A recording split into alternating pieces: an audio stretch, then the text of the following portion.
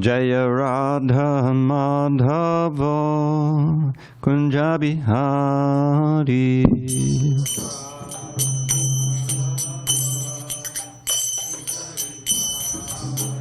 Jaya Radha Madhava Kunja Bihari.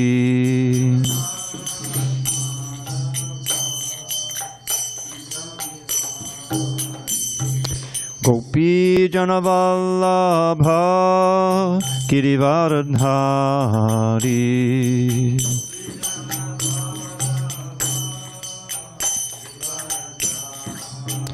Jaya Gopi Janavallabha Girivardhari.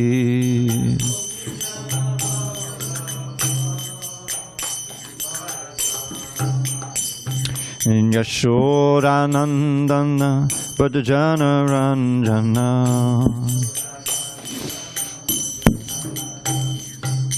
Yashodanandana Bhajana Ranjana.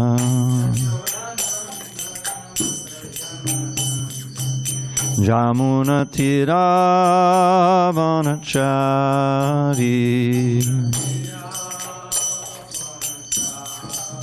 Jamuna Tira Vanachari.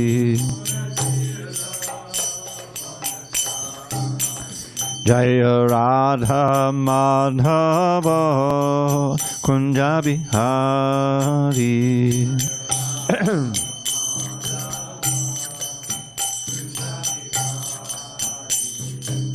Hare Krishna, Hare Krishna, Krishna Krishna, Hare Hare, Hare Rama, Hare Rama, Rama Rama, Hare Hare.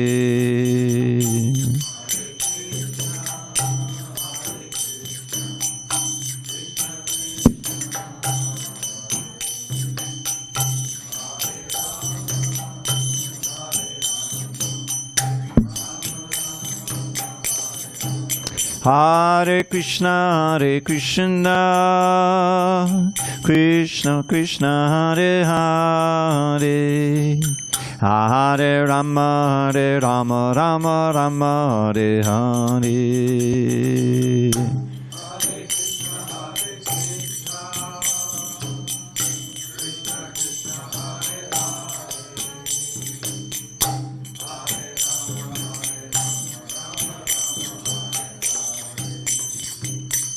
Hare Krishna, Hare Krishna, Krishna Krishna, Hare Hare, Hare Rama, Hare Rama, Rama Rama, Hare Hare.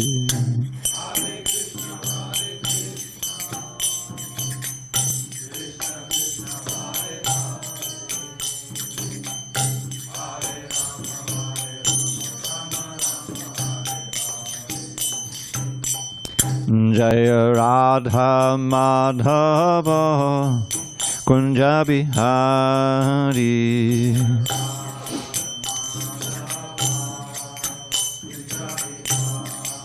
Jaya Radha Madhava Kunja Bihari.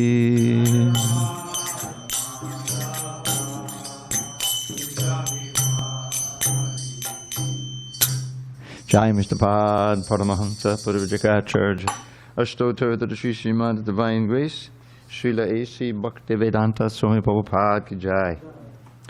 ISKCON BBT founder Acharya Srila Prabhupada Ki Jai. And Jai Om Vishnupad Paramahamsa Purvajaka Ashtotar to the Sri Srimad His Divine Grace Srila Bhakti Siddhanta Saraswati Thakur Ki Jai. Ananda Koti Vaishnavindi Ki Jai. Namacharya Srila Haridas Thakur Ki Jai. Srimad Bhagavad Gita Ki Jai. Samaveta Bhaktivinoda Ki Jai. All glories to the assembled devotees. All glories to the assembled devotees. All glories to the assembled devotees. All glory to Sri Guru and Gauranga. Okay. Om Namo Bhagavate Vasudevaya. Om Namo Bhagavate Vasudevaya. Om Namo Bhagavate Vasudevaya.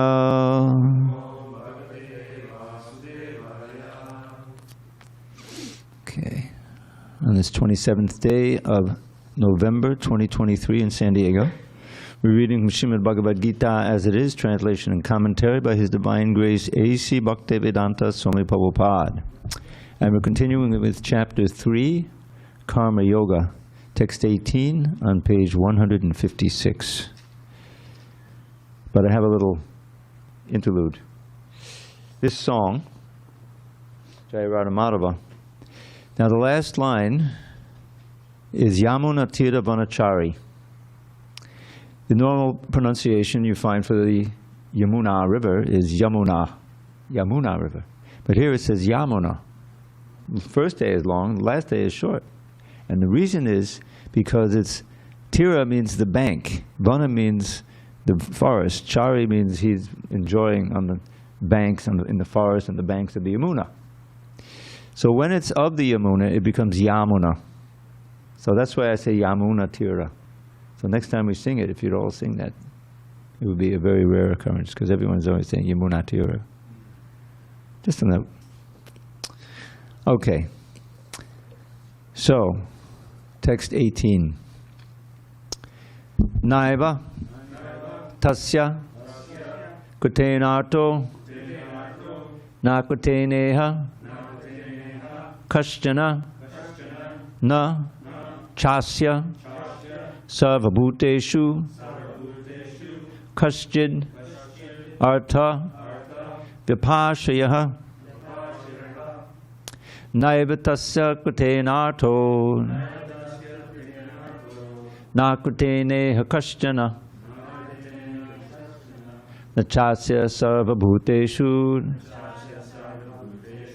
kaścid artha vipāṣayah naiva tasya kutenarto na kuteneha Kṛṣṇa na chasya sarvabhuteshu kaścid artha vipāṣayah naiva tasya kutenarto na kuteneha Kṛṣṇa na chasya sarvabhuteshu kaścid artha vipāṣayah. Go ahead. Naiva tasya kutenarto na kuteneha Kṛṣṇa na chasya sarvabhuteshu kaścid artha vipāṣayah.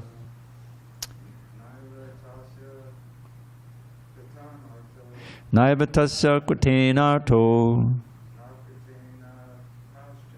na kuteneha Kṛṣṇa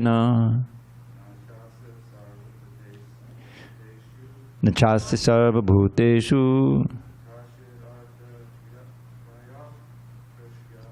kaścid artha vipāṣayah. Want to try it? Naiva tasya kutenarto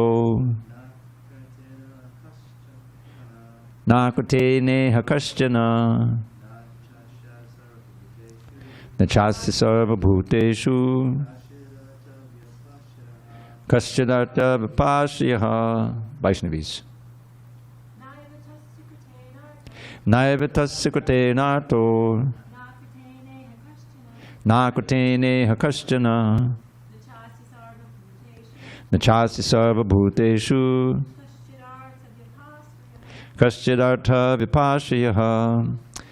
Na, never, eva, certainly, tasya, his, kutena, by discharge of duty, artha, purpose, na, nor, akutena, without discharge of duty, iha, in this world, Kṛṣṇa, whatever, na, never, cha, and asya, of him, sarvabhuteshu, among all living beings, kaścid, any, artha, purpose, Vipashyaha, taking shelter of. Translation. A self-realized man has no purpose to fulfill in the discharge of his prescribed duties, nor has he any reason not to perform such work, nor has he any need to depend on any other living being. Purport. A self-realized man is no longer obliged to perform any prescribed duty, save and except activities in Krishna consciousness. Krishna consciousness is not inactivity either, as will be explained in the following verses. A Krishna conscious man does not take shelter of any person, man or demigod. Whatever he does in Krishna consciousness is sufficient in his discharge of his obligation. Om jnana timirandasya jnanandana shalakaya chakshu unmilitam mena tasmai shri gurave namaha. I was born in the darkest of ignorance, but my spiritual master, Srila Prabhupada, opened my eyes with the torchlight of knowledge. I offer my humble obeisance unto him and all members of Sri Parampara, the disciplic succession. So, of course, as always, we have to look at the context. The previous verse, Krishna says, but for one who takes pleasure in the self, whose human life is one of self-realization, and who is satisfied in the self only, fully satiated, for him there is no duty. Now there's the question among commentators and others whether this self should be capitalized, whether this is the super soul, who is Krishna, that he's plaguing. But in reviewing this translation, I noticed that the very first sentence, Prabhupada said, the person who is fully Krishna conscious and is fully satisfied by his acts of Krishna consciousness. So he's talking about the super self in the heart here. He's not just talking about the self. We don't take pleasure just in meditating on ourself, do we? It's always the self meditating on Krishna, the super soul who's inside this super self. So that's why we have that. So that's so the idea is that there's a certain set of duties, as Srila Prabhupada puts forth here, and Krishna also talks about, that are adhere to the Varnashram Dharma. Varnashram Dharma is an important way that Krishna has created in order to organize society for progressive, so people can make progress spiritually. There are 4 social orders and there are 4 spiritual orders, and they're all important. So within that structure, we have certain duties that to perform in our station. Even if you go to the 11th canto, you see the Shudras also have duties. It's not that they're, it's the outcasts who are kind of, those who don't belong to any of them. In the modern age, there's many like that.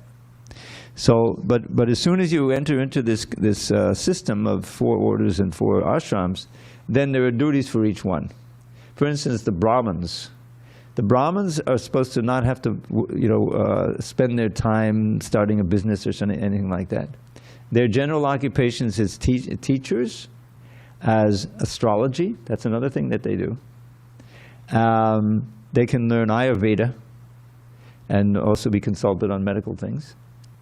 And they're meant to advise the Kshatriyas. They're meant to be the source of Shastric intelligence for the Kshatriyas to run the society. So a very important role. And they're meant to live very, very austerely so that they can't be bought off. If they have a very opulent lifestyle, then they can be bought off by the Kshatriyas or the Vaishyas. This is what we have today. And of course, the Kshatriyas, their very important duty is to administer the society and to fight when necessary. Just like Arjuna and his brothers were great devotees, but at the same time great fighters. Because sometimes that's necessary, especially in the modern age. Of course, the Mahabharata war was kind of fought on the cusp of the Dwapara Yuga and Kali Yuga. But the point is, things had become degraded where you had this large number of demons. Krishna came and they need to be eradicated. So they have a very important role to play, obviously, as do the Vaishyas. Cow protection, and as we're reading in the Bhagavatam, the protection of the Brahmins. Of course, that's the Kshatriya's role. But the Vaishyas are growing grain, sustaining society, doing mercantile business. You know, if there's excess grain, you can sell it and stuff like that. And, you know, and mostly in protecting the cows. This is what Krishna mentions in the 18th chapter. And the Shudras, they have a very important role to play also in serving the higher caste. There's always so many things to do, you know. So that's the Varnas. In the ashrams, the spiritual progression, where especially the children of the Vaishyas, the Kshatriyas, and the Brahmins, they go to Gurukul, and they get trained, the boys, in self-control, in serving the guru, and all kinds of other things like that, as well as in learning, you know, scripture and learning the Sanskrit language. So this was traditionally what they did in India. And then, you know, most of them, almost all of them, they get married after a certain point. But they take, you know, they have been trained in self-control. That's the whole thing. The essence is not letting your senses run riot, but to control them and to understand the final goal of life and to, you know, be trained. Well, they can become productive members in society, but also to raise a generation of of virtuous Aryans who know the goal of life, and you know. So this way society is maintained on a proper course. But without that structure, then things go haywire, and we have what we see today. And the great danger is this Varna Sankara. This is mentioned by Arjuna. Varna Sankara is officially children who are born from a mixed caste. You know, a Brahminical wife, or who was raised in a Brahminical family, will marry a Vaishya or something like that, and then everything will be mixed up.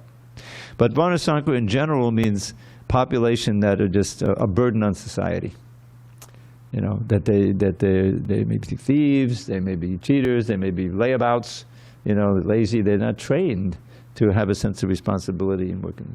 So Varna Sankara is a great danger to society, and as we see, if there's not the control of marriage and so forth, then the things happen like that.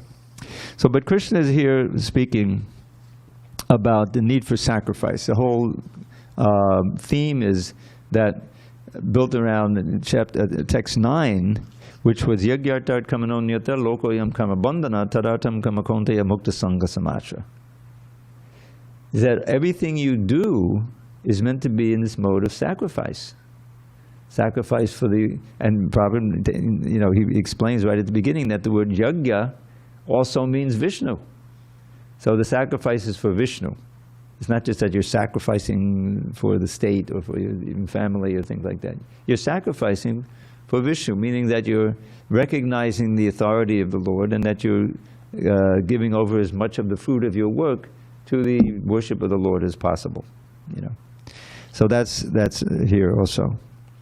And then Krishna talks about the it's interesting because he talks about the worship of the demigods. In text 14 and 15, Anat Bhavanti Bhutani, all living bodies subsist on food grains which are produced from rains. Rains are produced by performance of yagya, and yagya is born of prescribed duties. We just had Govardhan Puja. That was the whole point. Why you know, every year Nanda and you know, he was leading the performance of this Indra Yagya, so you get the right amount of rain at the right time for the growing agriculture products. It's like paying your taxes to the government, you know. But Krishna wanted to point out that ultimately there's no need for that if you are worshiping Krishna all the time, right?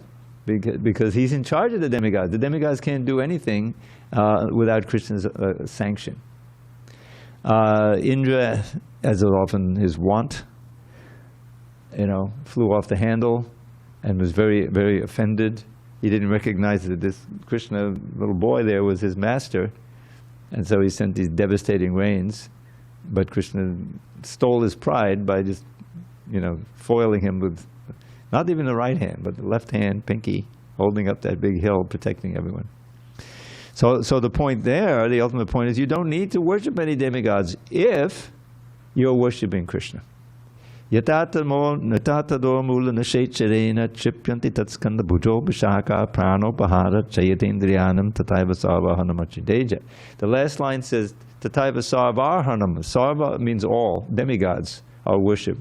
If, just as if you water the root of a tree, then you don't have to worry about watering the leaves and getting the, the nourishment to the flowers and the fruits, whatever may be on there. It's taken care of by the arrangement of the Lord. You water the root. Similarly, if you put food in the stomach, then that goes to all the body, energizes the body. And if you worship Achyuta, Krishna, then all the demigods become satisfied, except Indra. Sometimes he becomes a little bit... But he's also now, I think, chastened. He had his prayers, he said, okay, I reckon.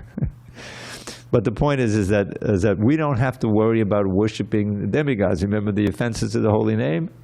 To consider the names that the demigods equal to or independent of the holy name of Vishnu or Krishna. So that's exactly pertinent to this. You just chant Hare Krishna and everything's taken care of. Then there'll be prosperity. So now Krishna is saying, okay, this is the general cycle of activities. But in 16, someone who doesn't follow this cycle of working hard, sacrificing to the demigods, they're also nourishing, and then you're able to maintain.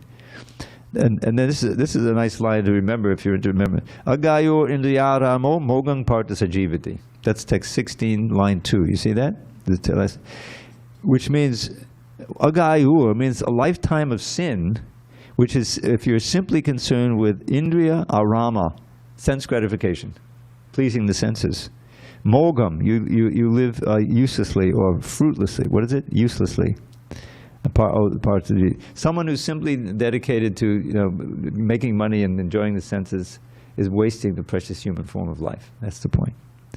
So, but on the other hand, see the next verse begins with the yes, and then the second word is to. That means he's saying, but for one who takes pleasure in the self. Now, is it the cap self or the small self? Yes, it's a cap self, because right in the beginning of the purport, Brahma makes it clear, a person who's fully Krishna conscious, that's cap self. Because human life is one of self-realization. So for us, self-realization doesn't just mean realizing the soul. Oh, I'm pure spirit. That's the first step. But actual self-realization means realizing the relationship between the individual self and the Supreme Self. So that's why that's a cap. Pleasure in the self, which and is fully satisfied by his acts in Krishna consciousness. That's taking pleasure in the self, capital S. One is self-realization. Now here you have small s. So the idea is that real self-realization includes realization of one's relationship with the Supreme Self. And that's why we have this idea of what is real mukti, hitva nitarupam swarupena bhavastati. This idea of swarup, that realizing yourself doesn't just mean, oh, I'm pure consciousness, but I am a conscious person who has a relationship with the Supreme Person. And realizing that relationship as well as your own form, your own function, your own service, that's the final goal of Krishna consciousness. Self-realization, just me understanding your pure spirit, that may be the beginning, aham brahmasmi. I'm pure spirit. Very important, because that means that you'll never die, you never were born, and that whole idea of transmigration. But that's not the ultimate goal of Krishna consciousness. It's understanding who am I eternally in relation to Krishna. And what is that eternal relation, and what is that function that I have? In other words, what do I do in the spiritual world? That's the ultimate goal that we're looking for. So here, that's what the ultimate self-realization means. That Prabhupada says, fully Krishna conscious, fully satisfied by his acts in Krishna consciousness, no longer has any duty to perform. So that's who he's describing in text 18 as well. He doesn't have any purpose to fulfill. Now that purpose means, this is sometimes a little confusing, because we have unalloyed devotional service, unmotivated, ahoituki. Ahoituki means no cause, right? But there is a cause, there is a motivation. We want to serve Krishna. We want to serve the spiritual master and please Krishna. So there's a motive, but it's not a material motive. That's the spiritual motive, spiritual reason for doing something. So that's where we want to go. We want to perform that activity, even if we're not really feeling, all the bliss that really entails. But that's the purifying. That's where the sacrifice comes in. Someone comes here, if they're not living in the temple, and somebody who don't live in the temple, but you perform some service. And don't ever think that attending class is not a service. There's 9 different services, right? Shravanam, Kirtanam, Vishnu. The very first one is Shravanam. The first service to the spiritual master. And never forget, we're hearing from Prabhupada here. I'm just trying to, make it clear what he's saying. But that's the great association. So hearing from the spiritual master is the first and most essential service. And sometimes it's all the service. Just look at Pariksit. What did he do? He just heard 7 days straight and went back to Godhead. Perfect service. That's the foundation of all the other services, is the hearing. So, what's the motive? Nothing selfish. The motive is to advance in Krishna consciousness, to become better, more enthusiastic and blissful servants of God, which is our natural position, and is the root of all eternal happiness. We have to be convinced about that, because in a conditioned state, you always are thinking, okay, well, we had a bhakti here once, many years ago. And he was a nice guy, he was enthusiastic, performing the services, getting up early and everything. But whenever you talk to him, he was always describing, the other day I really felt this little bit of bliss, when I was chanting in it, but then I lost it. So I don't know. So he was still centered on, what he was getting out of it. The real source of bliss is you forget about your bliss. Just think of Krishna's pleasure. Think of the spiritual man. Think of how the devotees can be pleased. Just like, what is that 4th verse in the Gurvashtaka, right? Chaturvadhashi Bhagavat Prasada Svadvana Triptan Hari Bhakta Sangan Kritvaiva Triptim Vajatak Sadaiva Vande Guroshi Charanarabindam. I offer humble obeisance to the spiritual master, who is always pleased when he sees the devotees eating the 4 different kinds of food stuff. I could never figure out what they were. Some are licked, some are swallowed. Don't you swallow them all? I don't know. Anyway, but that's why it's chaturvidha. The prasadam that we eat. When he sees that it's been being prepared nicely and offered, and the devotees are happy, then he's happy. He's not happy. Doesn't say he's happy from eating the prasadam. He's happy to see the devotees eating the prasadam and relishing it. This is bhakti. You see.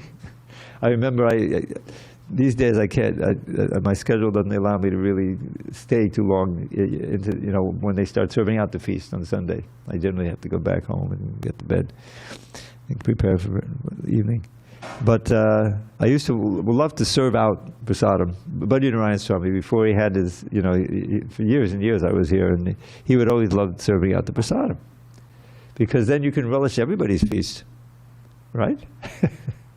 And it's just, you read the Chaitanya Charitamrita, that there are many instances of that where Lord Chaitanya, then the feast comes, and Lord Chaitanya wants to serve out the prasadam, and Swarup Dharma says, Maharaj, he says, Mahaprabhu, if you don't sit down and start eating, no one's going to eat, because they don't want to. You know what I mean? So this is Vaishnav, So that's the whole idea, is that you're taking your pleasure in the pleasure of the Lord. And that extends to the devotees, because you know that he is most pleased when his devotees are being served. There's a nice verse where Parvati asks Shiva, what is the best service? What is the best act? What is the best form of worship? Aradhananam, so he answers, Aradhananam sarvesham Vishnu aradhanam param. Of all kinds of service, the worship of Vishnu is the best. Aradhanam sarvesham Vishnu aradhanam padam. But then he goes on. Tasmad padatanam devi tadiyanam samarchanam. But even better than that, even though that's the best, is worship of those things in relation to Vishnu, the devotees. He takes more pleasure in seeing his devotees worship. That's why Guru Puja is so important.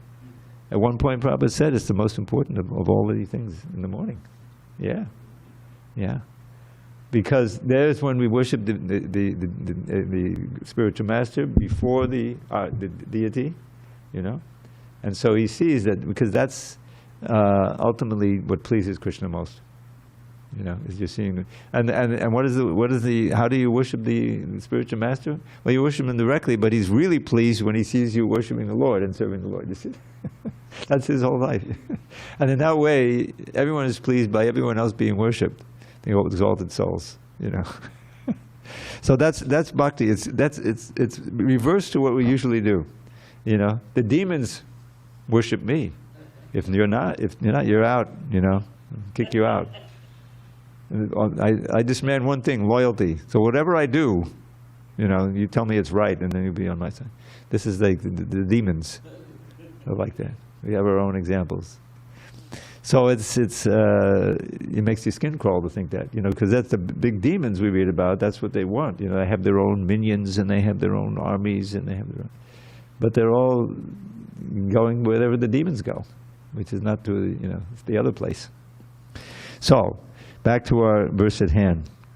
So now he's saying, a self-willed man has no purpose to fulfill. He has no personal purpose to fulfill. It's unmotivated by any personal motivation in the discharge of his prescribed duties. Nor has he any reason not to perform such work. Nor has he any need to depend on any other living being. So the idea is that a hoitaki, right at the beginning of Bhagavatam, 2nd chapter, this ideal is given. What is the real dharma? What is the real religion?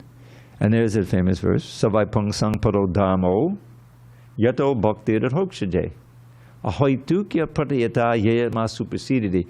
The sages in Naimisharanya were asking Sutta, what is that dharma that can be performed where the soul will be fully satisfied and pleased all the time? So he's saying, so he answers, right at the first verse. There's a nice series of verses that we made a book out of it called Dharma, the Way of Transcendence. And so that is, for the human being, Savai Pungsang Paro Dharma, the supreme Dharma, is Yato Bhaktir Hokshaje. That activity which leads to pure devotion. You see, that Yato, which engenders devotion to Adhokshaja. Every word is important. He chooses that name. He doesn't say Krishna right away here. Later on he'll use that. But Adhokshaja. Why? Because Adhokshaja is a name for God that anyone can understand and relate to. It means that which is beyond the range of our minds and senses. In other words, transcendent. Transcendent means you can't see with your presence. In order to worship that Lord, you have to have faith. Because I can't see Him. I can't, you know. So that's where the Guru comes in. That's where the intermediate comes in, the realized soul. Yes, He exists, right? And how does that increase our faith? All of these realized souls before did it. And you learn about Bhaktivinoda Thakur and Bhaktisiddhanta Saraswati Thakur, Madhavendra Puri, Lord Chaitanya. These are all giants of spirit. They're all very intelligent, they're all self-controlled, and they accepted Krishna as the absolute truth. So therefore, who are we to say, no, can't be, I can't see Him. Of course we can't see Him. That's what this Adha Akshaja means. Aksha, Ja stands for Janma, means generate. Aksha is eyes or all your senses. So the material knowledge is generated by it's the ascending platform of getting knowledge. Whatever we can see, you know, with our eyes, and we do experiments, and you come to some conclusion. Then later on, you can see more, you can understand more. You tear it up. It's very imperfect. Descending knowledge comes originally from Krishna. We spoke about Tene Brahma Vadaya Adikavaye. This is the second line of the whole Bhagavatam.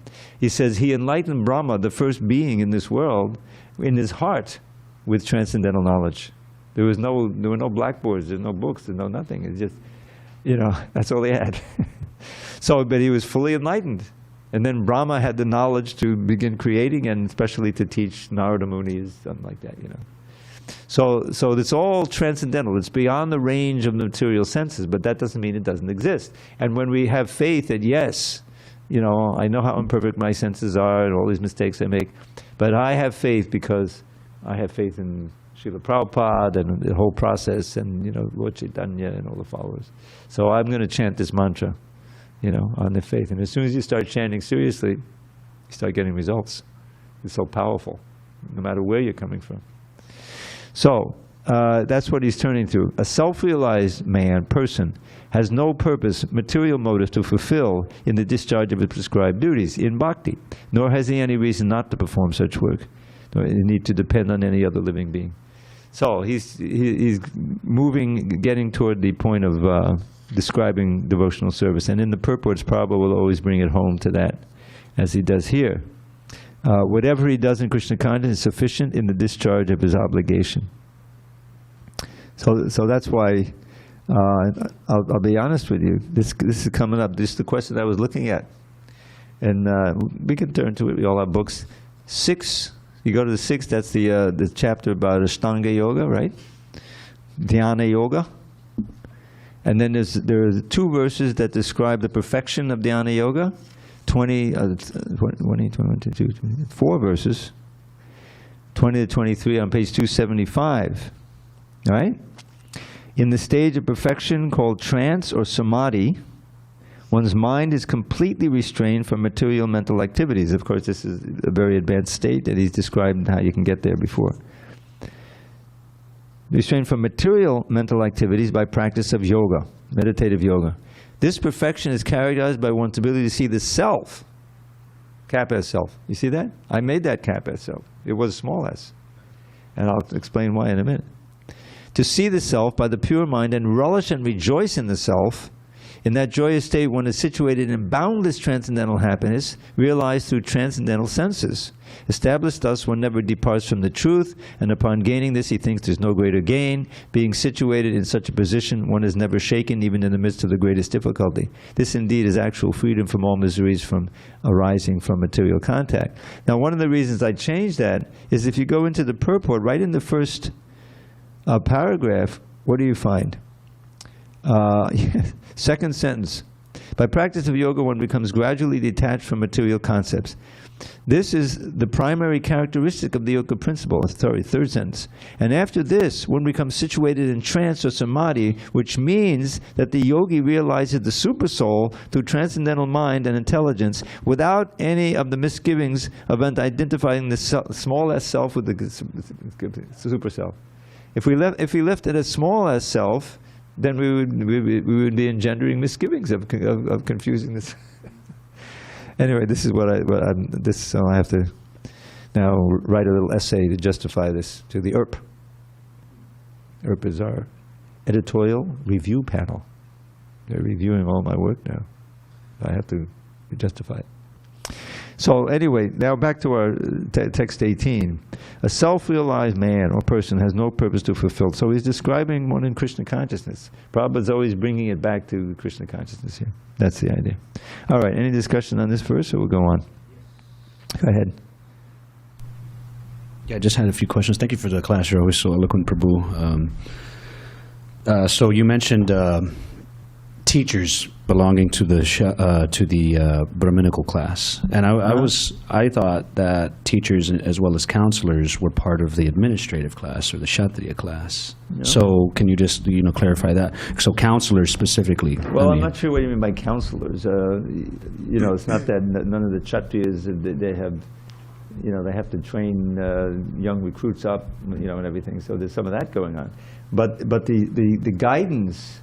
The essential guidance of what you're fighting for, and how you should conduct yourself, and how to all of the things that the Kshatriyas need, like Parikshit.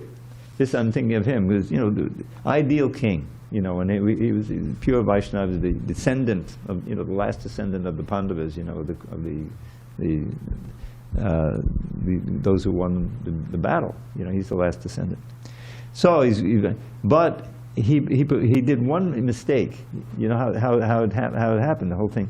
Of course, it was Krishna's arrangement. He's out in the forest, as the Kshatriyas often do. They have to practice, their art, marksmanship and everything, so they could, shoot out there. And he got, I don't know if he got lost or something, but he became very thirsty and tired from going from here and there in the forest. And so he came upon a little hut, a little bhajan kutir. I think it was Shamika Rishi, if I'm not mistaken. And as often happens, he was in trance, he was meditating, and Parikshit just wanted a little water. He was very thirsty and everything, but he didn't even recognize his presence. And so he felt offended, and he garlanded him with a dead snake. That was an insult, And on the way back to the palace, he says, "Oh boy, what did I do? I think I made a mistake here. I'm going to get..." And sure enough, his son, Shringi, and this is like the beginning of the degradation of the Brahminical class in Kali Yuga, because we just at the beginning, you know, is that he had the power, he had the tejas of a Brahmin, he was trained in mantras and everything, but he didn't have the moral training, you know? And so he became very aggrieved, and he wanted to take revenge on the king, and he had the power to curse. So I guess he had his thread and everything, and so he cursed him to die in 7 days by the bite of a snake bird. There's a certain snake that flies, I think, anyway.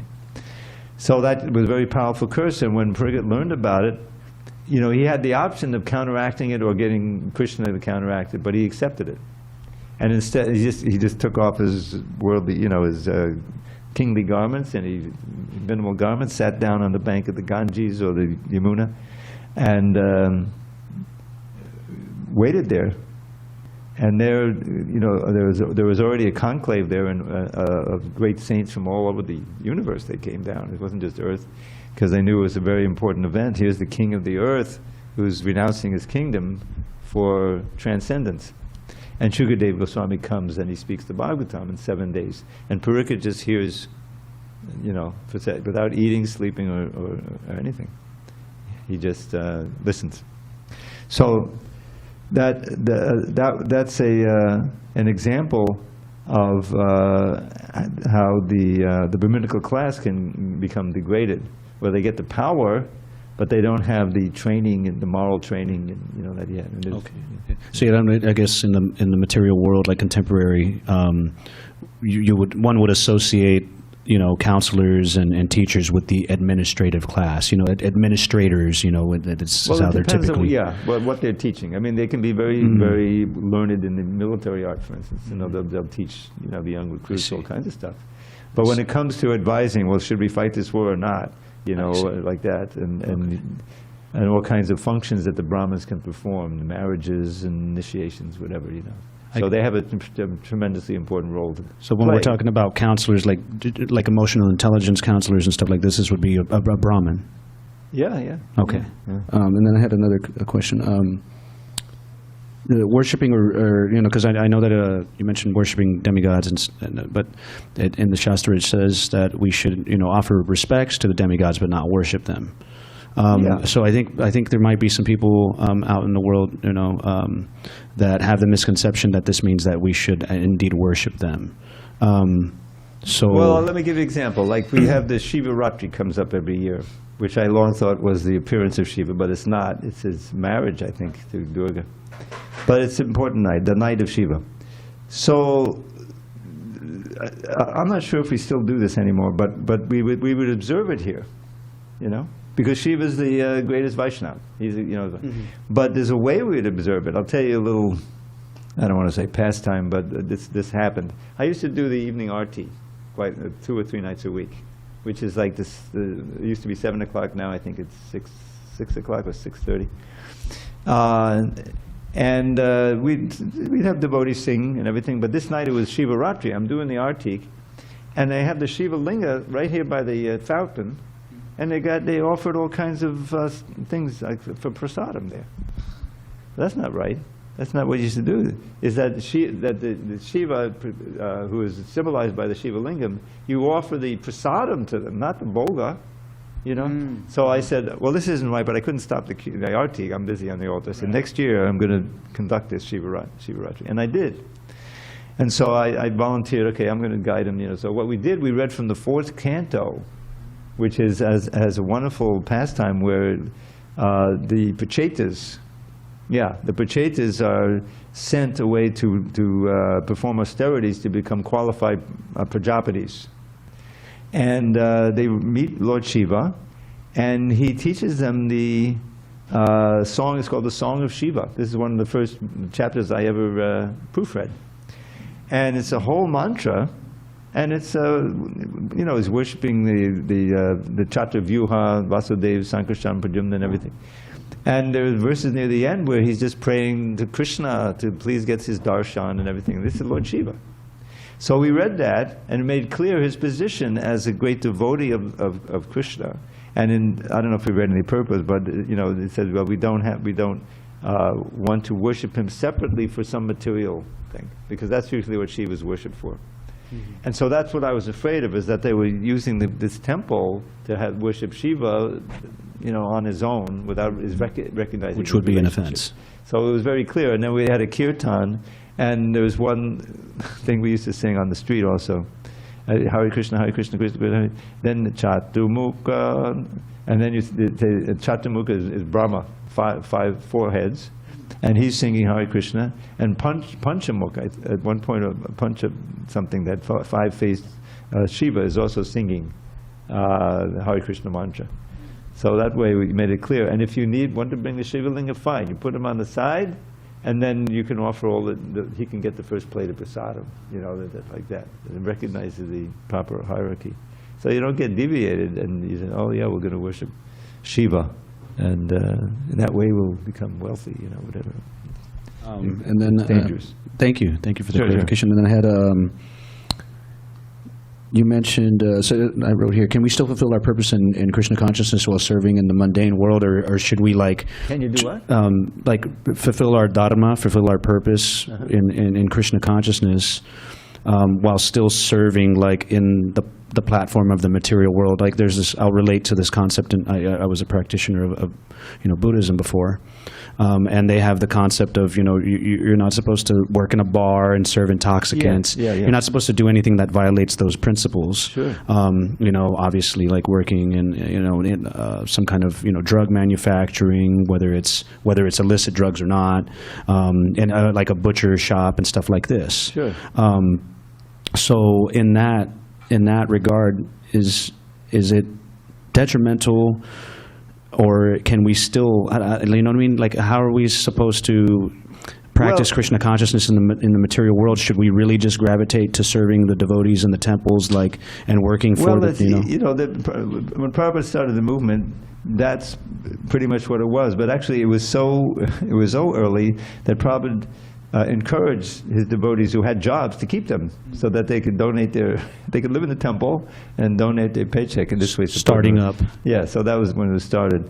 But gradually the movement became self-sufficient because of book distribution, and also there's a whole business of spiritual sky incense that was sold and it started, and that supported a lot of household lives, So the idea is that as much as possible, as you say, you have to try to get a livelihood that's not violating the principles, certainly. But so many businesses have been started, grihastas getting together, and like a trucking business or something. So many farming communities too, like New Talavan and stuff like this. So there's ways of doing it. Sustaining oneself, but never losing sight of the goal of life, So your house remains a temple, you offer your food, you have an altar.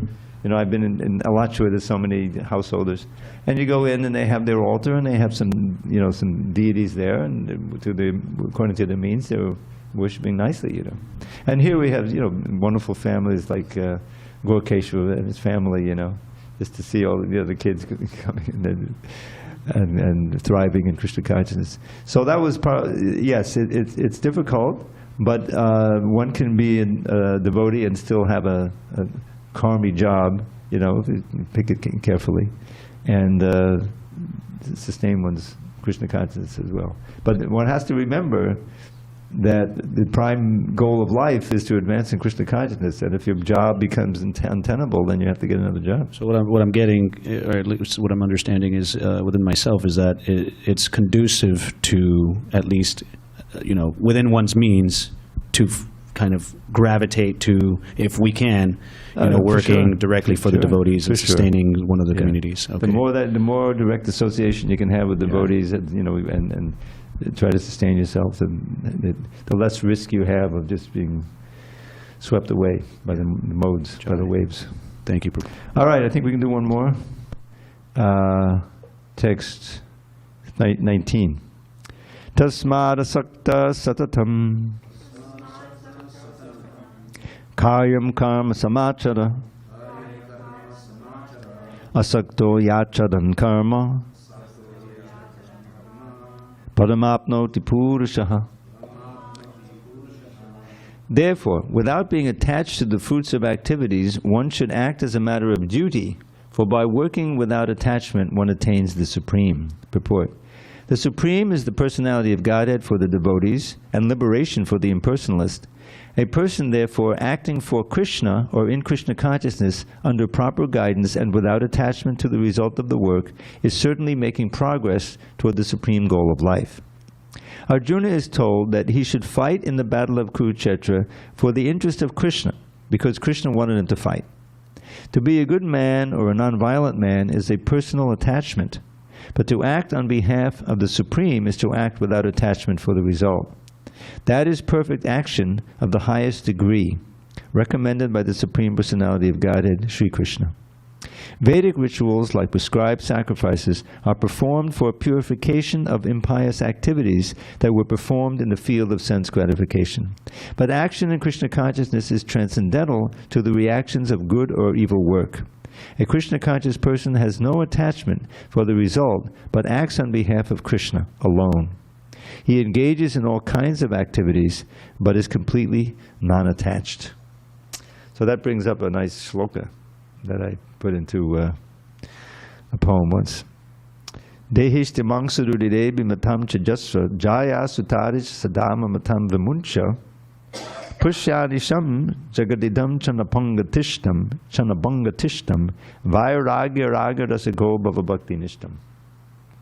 Don't love the body, just a bag of flesh and blood and bone. Give up your sense of ownership for wife and kids and home. At every moment see that your world totters on, actually it says, at every moment see that this world totters on destruction. Become detached and learn to love the Lord without obstruction. Now that last line has a beautiful phrase which I didn't do justice to in my little poem. Vairagya raga. Rasika bhava bhakti nishtam. So vairagya raga means become attached to detachment. It's kind of, it's a paradox, but it's true. Become attached to becoming detached. But the only way to do that is become a rasika, to learn how to relish Krishna consciousness at every moment. Then there's no question of having any material desire. This comes up at the end of chapter 2, where there's a whole discussion of how you can be peaceful. You remember that verse, apuyamana matalabhadisam, just like an ocean, the Pacific Ocean, perfectly named, peaceful ocean.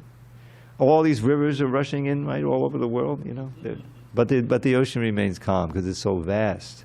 Similarly, the stimuli for sense gratification may enter into the eyes or the ears, even of the realized soul. But the desire is never there, because you're completely satisfied in Krishna consciousness. I love the example of Prabhupada walking around New York City with his books.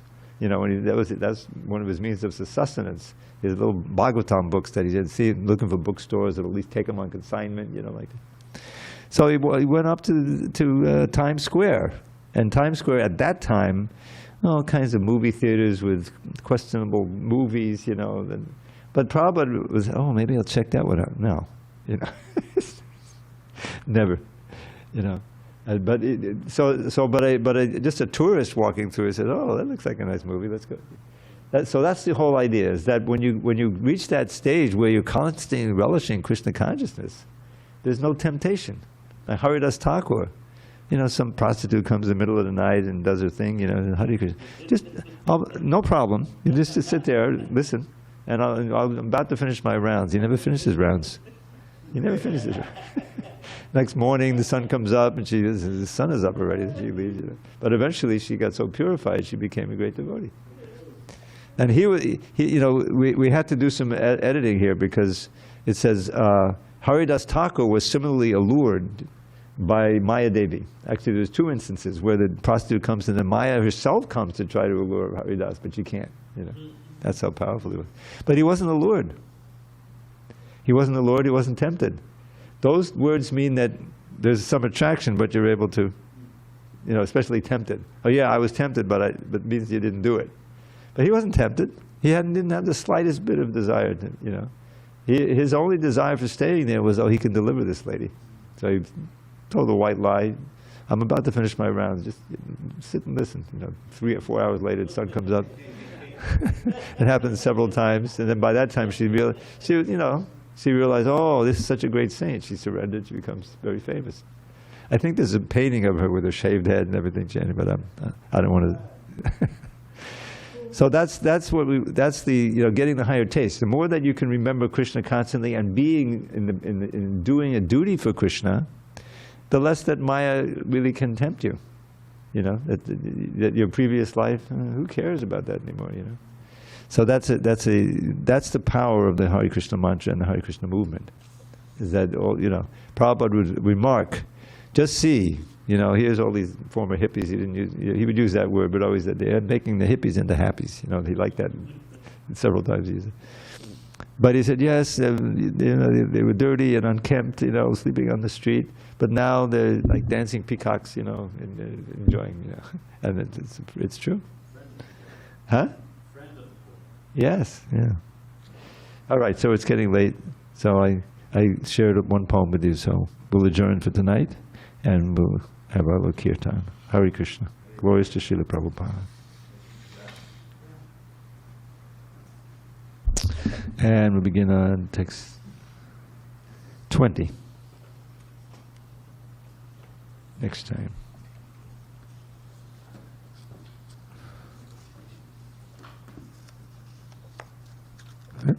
Next one.